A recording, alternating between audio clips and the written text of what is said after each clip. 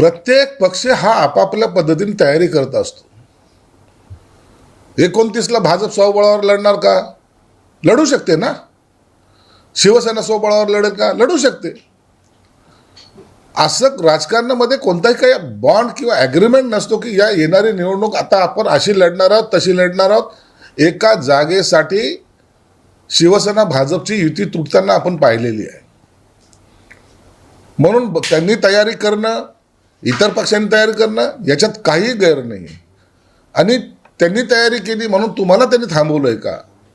म्हणून आम्ही आमच्या पद्धतीने सगळं पक्ष आपापल्या पद्धतीने तयारी करत असतात. उद्या उभाट्याला जर असं वाटत असेल की काँग्रेस आणि राष्ट्रवादी त्यांच्याबरोबरच राहणार आहे आणि पुन्हा त्यांच्या नेत्याला ते मुख्यमंत्री करणार आहेत, तर ते स्वप्नात आहेत, स्वप्नात. म्हणून स्वप्न पाहण्यापेक्षा वास्तविकतेला समोर गेलं पाहिजे.